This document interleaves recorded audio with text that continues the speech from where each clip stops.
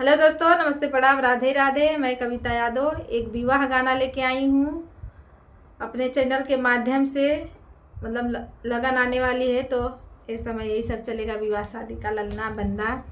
तो दोस्तों मेरा एक विवाह गाना है, आप लोग इस गाने को ढेर सारा प्यार दुलार देना। नदिया के तीरवा तारैया एक उगजी, चंदा सूरज दूनो डगमग होन जी, चंदा सूरज दूनो डगमग होन जी, चंदा सूरज दूनो गोड़वा चढ़ल में दुल्हे कामन जी, जाई गोड़वा ठड़ा कैन पापा के दुआरे जी, जाई गोड़वा ठड़ा कैन।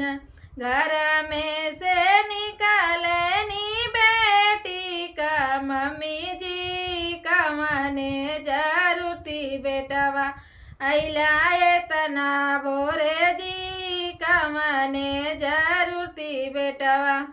तोहरे आंगनवा मम्मी बेली चमेली जी, फूलवा लोढ़न अम्मा अइली एतना भोरे जी, फूलवा लोढ़न अम्मा अइली एतना भोरे जी। नदिया के तीरवा तारैया एक उगजी, चंदा सूरज दूनो डगमग होन जी, चंदा सूरज दूनो डगमग होन जी। गोड़वा चढ़ल दुल्हे कामन जी, जाई गोड़वा ठड़ा कैन चाचा के दुआरे जी, जाई गोड़वा ठड़ा कैन चाचा के दुआरे जी।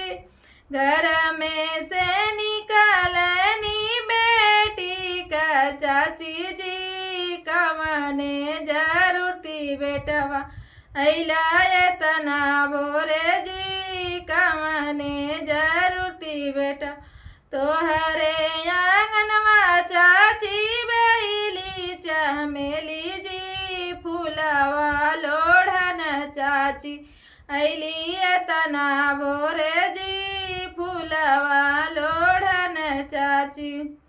नदिया के तीरवा तारैया एक उगजी, चंदा सूरज दूनो डगमग होन जी, चंदा सूरज दूनो गोड़वा चढ़ल दुल्हे कामन जी, जाई गोड़वा ठड़ा कैन भैया के दुआरे जी, जाई गोड़वा ठड़ा कैन। घर में से निकलनी बेटी का भाभी जी, कमने जरूरती बेटवा अइला एतना भोरे जी, कमने जरूरती बेटवा। तोहरे दुआरमा भाभी बेली का फूल जी, फूलवा तोड़न भाभी अइली एतना भोरे जी, फूलवा तोड़न भाभी अइली एतना भोरे जी, फूलवा तोड़न भाभी। नदिया के तीरवा तारैया एक उगजी, चंदा सूरज दूनो डगमग होन जी, चंदा सूरज दूनो। हेलो दोस्तों, राधे राधे। इस गाने को ढेर सारा प्यार दुलार देना आप लोग।